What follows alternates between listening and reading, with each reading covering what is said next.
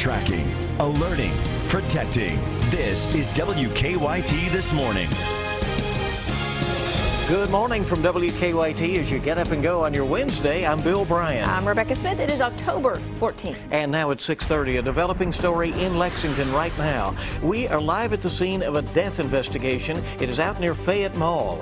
Police say a person of interest in a Southern Kentucky murder case is now charged with murder. And you'll hear from a relieved mother. One of those boys, with a mom of one of those boys, lost last week for nearly 20 hours in the Red River Gorge. Wow, very chilly out there this morning. We're sitting in the 40s for virtually all locations, and you're sitting at 45 now in Corbin, 47 in Lexington. We get in toward the afternoon at about 20 degrees, so that's 67. It's slightly cool, but it's definitely not mild. We're looking at those cold temperatures this weekend, a huge blast of temperatures. 20-degree swing from what you see right there, and that's down. I'll show you that coming up. All right, let's get to the news. We begin with a breaking news alert. Police are on the scene of a death investigation in Lexington. It's out on the south end of the city, the scene near Manowar and Nicholasville Road, and police say it is taking them some time to process the scene, look for evidence. WKYT's Michelle Chamberlain is live with the latest on the investigation. Good morning, Michelle. Yeah, Lexington police are working a death investigation this morning as they received a call at 2 o'clock this morning, and they found a body on the railroad tracks near Manowar. Now, part of those tracks run behind the Lowe's that's behind me now. Police say they got a call this morning about a possible fight. They haven't determined exactly if that's the case here, but what they would tell us is that one person is dead. Police are not releasing how that person died. We spoke to a worker at a nearby gas station here on Nichols Park Drive. An hour before police were called this morning, the worker told us 2 men in their 20s walked into the store. One of the men covered in blood. Now, we aren't sure if these two situations are related, but police did get surveillance video from that gas station. Now, as far as the crime scene is concerned, police are telling us it will be a while before the scene is processed. They hope to find more information once the sun comes up, and we do know that one person is being questioned at police headquarters right now.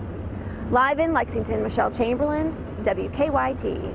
Michelle, thank you. Obviously, a lot more to go on that story. And new this morning, police arrested a man accused of crashing a stolen car into a Lexington home. Levanta Davis is facing several charges right now, including 4 counts of wanton endangerment. Police say 4 people were inside the house when Davis crashed into it. New this morning, Lexington police are investigating a drive-by shooting. It happened late last night near Lakeshore Drive and Fontaine Road. Investigators say 3 men in a white car pulled up next to another car and opened fire. 2 passengers were in the car that was shot at, but no one was hurt. Police say they tried to pull over a car thought to be involved. It crashed into a tree. 1 person was taken in for questioning. Police are still looking for 2 other people. Police are questioning a victim who was shot twice outside a Lexington home.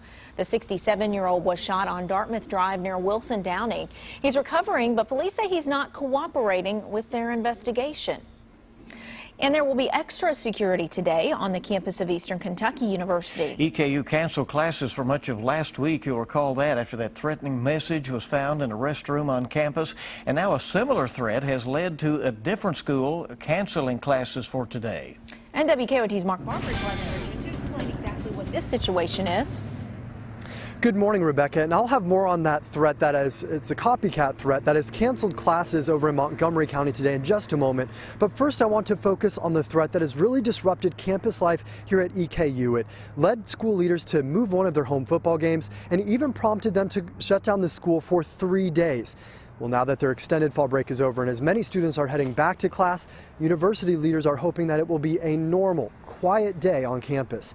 Extra police officers are on campus here making sure that that happens. They've been here since October 4th, which is when the threatening message was found in a campus bathroom. The threat said in part, "Kill all by October 8th.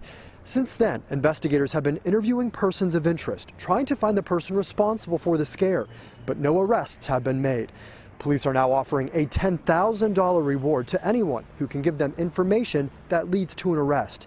Now, the campus scare here at EKU is triggering an alert in Montgomery County, where school leaders there say 3 copycat threats have popped up. The similar threats were found on the bathroom walls in Montgomery Intermediate and McNabb Middle, so officials have canceled classes for the day at all their schools.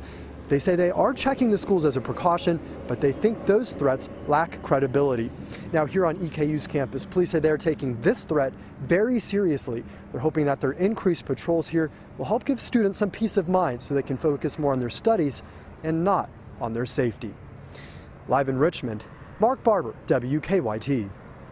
Well, police have made an arrest in a Pulaski County murder case. Jesse Brown is charged with murder. He was one of 3 people identified as persons of interest in the case.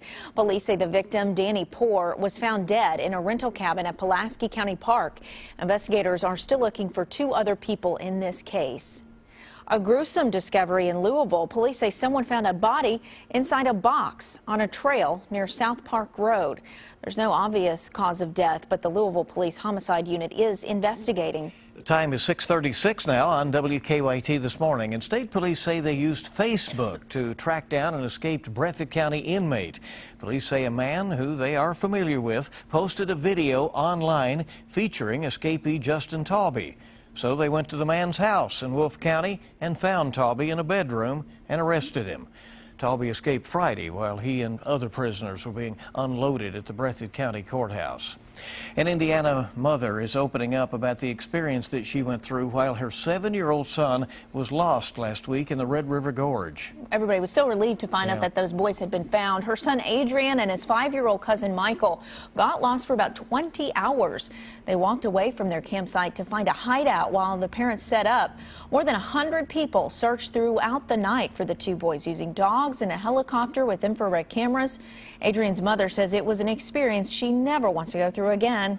It was the most horrible, those were the most horrible hours of my life when the boys were gone. Well, both boys were found safe. Adrian's mom says that the camping trip was meant to be special for the family. It's possibly the last time the boys would go camping with their grandfather, who has terminal cancer. Bittersweet in many ways, but certainly, as you said, we were all, crossing our fingers and hoping for the best, and it was the best outcome. And those boys were found on Friday. Yeah, a happy ending there. Well, ex-NBA star Lamar Odom reportedly in critical condition after being found unresponsive at a Nevada brothel. Rachel Kim has the latest on that in this report. Former Lakers and Clippers star Lamar Odom is fighting for his life in a Nevada hospital after he was found unconscious at the Love Ranch. The brothel's owner, Dennis Hoff, says Odom arrived on Saturday. Lamar was at the ranch trying to get away from everybody, just have a good time, not drinking very much, and I put him in my home attached to the Love Ranch, Las Vegas. The girls found him this afternoon, passed out. According to E! Online, Odom's ex-wife, Khloe Kardashian, is completely inconsolable. Kardashian and Odom were married in September 2009. They separated in 2013 after he relapsed with his substance abuse issues. Their divorce was finalized in July. Hi, Lamar.